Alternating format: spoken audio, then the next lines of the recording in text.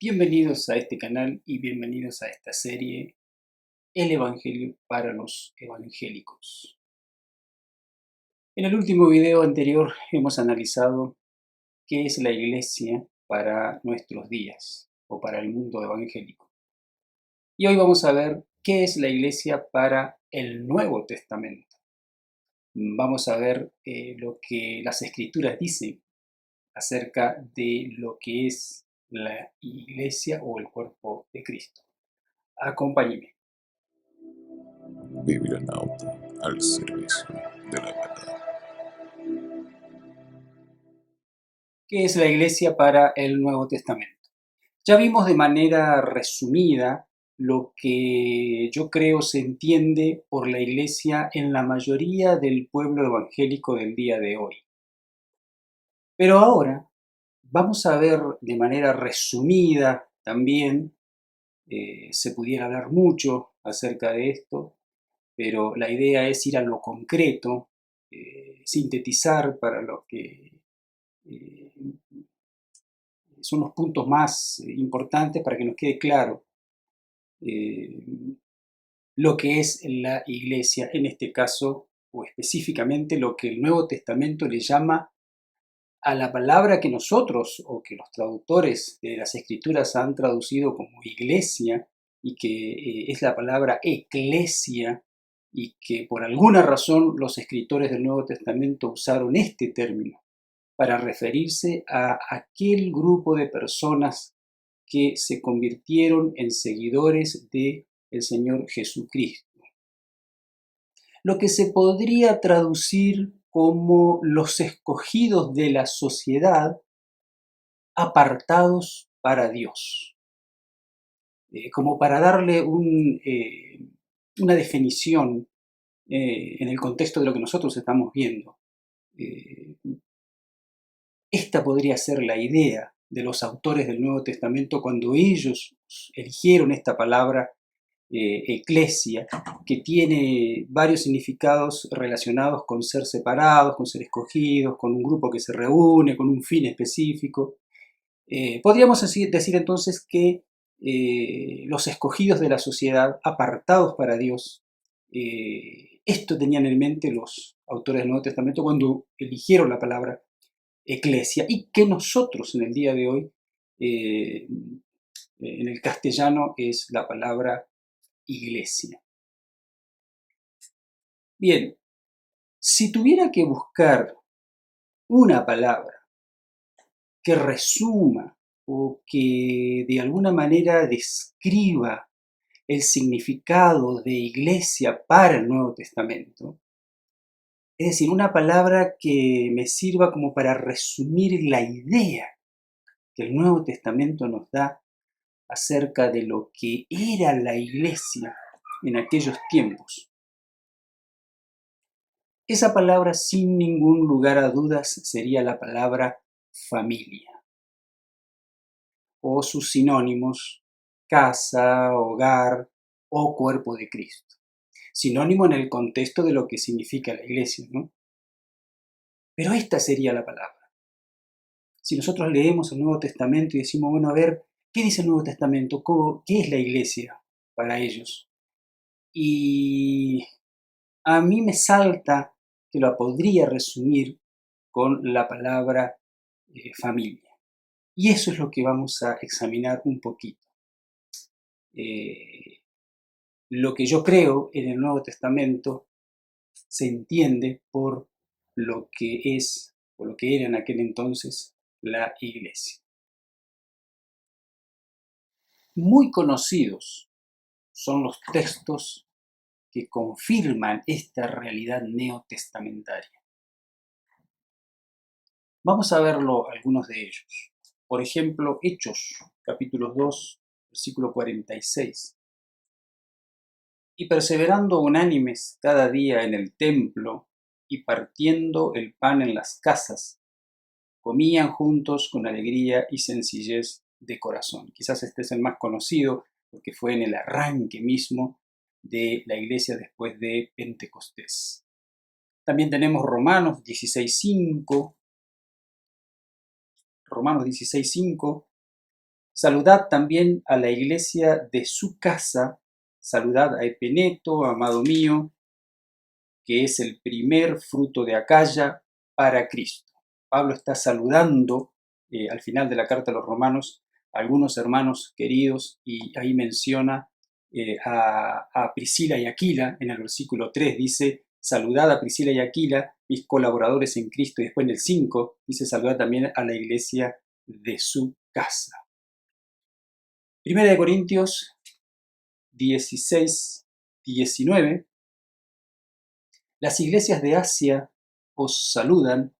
Aquila y Priscila, con la iglesia que está en su casa, os saludan mucho en el Señor. Otra vez mencionando a la iglesia que estaba en la casa de Aquila y Priscila. Estos eran hermanos muy queridos de Pablo porque trabajaban juntos en la obra en aquella época. Y no queda duda de que en la iglesia de este matrimonio funcionaba una iglesia. En la casa, perdón, de este matrimonio funcionaba una iglesia. Colosenses 4:15. Saludad a los hermanos que están en la Odisea, y a Ninfas, y a la iglesia que está en su casa. Y voy a mencionar por último a Filemón, el versículo 2 de este capítulo de Filemón, y a la amada hermana Apia y a Arquipo, nuestro compañero de milicia, y a la iglesia que está en tu casa. Saludos de Pablo al terminar sus cartas y en muchas de ellas mencionando las iglesias que funcionaban en la casa de aquellos hermanos. Lo que vamos a estar viendo en este pequeño resumen de lo que es la iglesia para el Nuevo Testamento, vamos a estar viendo que vamos a describir, o mejor dicho, el Nuevo Testamento de alguna manera describe cuál era el contenedor de aquel grupo separado de la sociedad y que era apartado para los propósitos de Dios. ¿Qué contenía este grupo? El contenedor social. Y al ver esto, vamos a entender un poquito, o vamos a responder un poquito a la pregunta, ¿qué es la iglesia para el Nuevo Testamento? Esta relación familia-iglesia, o iglesia-familia, que aparece en el Nuevo Testamento, no es una cosa aislada del resto de las Escrituras. No es un concepto que aparece en el Nuevo Testamento solamente. No. Vamos a ver que esta relación familia-iglesia, iglesia-familia está en concordancia con todas las Escrituras. Se puede decir que arranca con el concepto de la Trinidad, desde antes de las Escrituras, o antes de que comenzaron las Escrituras, o desde antes de que existan las cosas, para ser más exacto. La Trinidad, Dios el Padre, Dios el Hijo y el Espíritu Santo. Hay ahí una idea de lo que nosotros entendemos como familia. Y continúa en el jardín del Edén, donde Dios creó una familia. Crea a Adán primero, pero después Adán necesita ayuda idónea y crea a la mujer, y ahí tenemos la familia. Más tarde, después del Edén, viene el diluvio. ¿Y qué pasó? Dios salvó del diluvio universal a una familia, la familia de Noé. Más tarde comenzó la creación de un pueblo elegido, llamando a una familia. Llamó a Abraham y se produce después lo que es una gran familia extendida con los patriarcas. ¿Y de dónde vendría el Mesías, el Cristo? Y por lo tanto la creación de la iglesia por parte de Cristo fue en la estructura de la familia. Es decir, que lo que pasó en el Nuevo Testamento, en esta relación familia, iglesia o pueblo escogido de Dios, o grupo separado para los propósitos de Dios, está en contexto con todas las escrituras y antes, porque arranca con el concepto de Trinidad que es antes de las escrituras. Entonces, esto no termina aquí. No solo que hay un antes del Nuevo Testamento, la relación grupo, familia y Dios o cristianismo, sino que durante las escrituras, en el Nuevo Testamento, y después también, más allá de las escrituras. Fíjense que hay un versículo muy importante en este contexto. Cristo crea la familia, o crea la iglesia, mejor dicho, usa la iglesia como para mostrar al contenedor social de la iglesia. Usa a la familia como contenedor social de la iglesia. Y no solo esto, sino que además Cristo se refiere al cielo, lugar donde irán los creyentes después de su segunda venida. Es decir, ese grupo escogido en este mundo, tanto en el Antiguo Testamento como en el Nuevo Testamento, ese grupo que formaban la familia o el cuerpo de Cristo, para ser más exacto, tiene su continuación más allá de las Escrituras en el cielo. ¿Cómo sabemos esto? Juan 14, 2. Vamos a ver el texto de Juan 14, 2, que es muy conocido, pero que cobra relevancia en este contexto de lo que estamos hablando. Juan 14, 2 dice Jesús: en la casa de mi Padre muchas moradas hay. Si así no fuera, yo os lo hubiera dicho. Voy, pues, a preparar lugar para vosotros. ¿A qué se refiere Cristo? ¿Qué es el cielo? Una casa, un hogar, una familia. En la casa de mi Padre muchas moradas hay. Sabemos que ese término casa es oikia, que significa casa, morada o familia. Ahora bien, si la familia es la unidad básica de la sociedad, como sabemos sociológicamente, según leemos en todo el Nuevo Testamento, podemos decir también que la familia es la estructura fundamental de la iglesia. O para decirlo en otras palabras, la mejor imagen para representar el cuerpo de Cristo en este mundo y según el Nuevo Testamento es la familia. Como dice Wolfgang Simpson, la familia es el bloque de construcción del cristianismo. De aquí que podemos decir entonces que según el Nuevo Testamento, el único contenedor social de la iglesia es la casa, familia u hogar. La única estructura en toda la sociedad que contiene o cobija a la iglesia es el hogar, o sea, la familia o la casa. El Nuevo Testamento no concibe otro recipiente estructural para contener el cuerpo de Cristo o la iglesia. No concibe otra cosa que no sea el hogar, la casa o la familia. Podría haber sido la sinagoga judía de aquellas épocas, pero no lo es. Queda claro que para los cristianos del periodo neotestamentario, la idea que ellos tenían de lo que era la iglesia no es otra cosa que familias. Familias en estrecha comunión, compartiendo todo en sus casas y cuyas vidas hogareñas estaban marcadas por el énfasis en el estudio de las Escrituras y la oración. Y todo confirmado por el Espíritu Santo que los multiplicaba.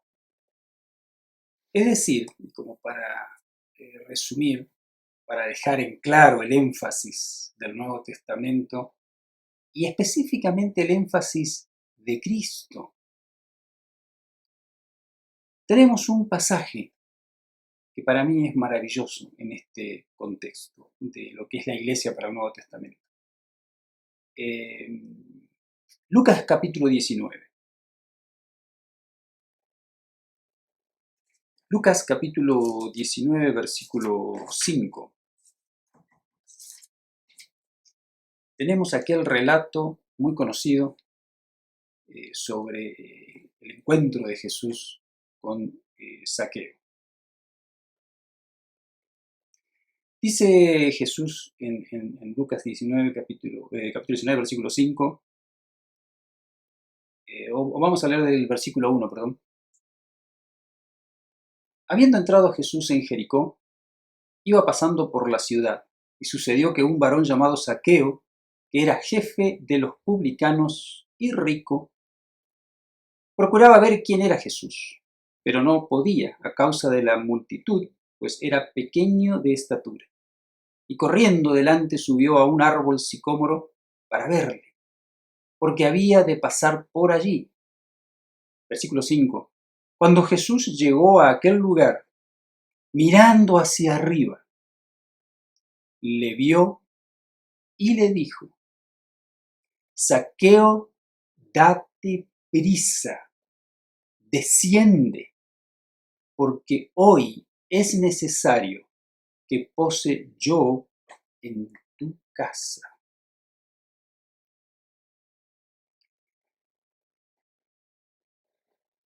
En este pasaje, y por palabras del Señor Jesús, queda bien en claro dónde debe estar el cuerpo de Cristo. Notemos el énfasis de Cristo en Lucas 19:5, en este relato, en este encuentro. Jesús dice: date prisa, desciende,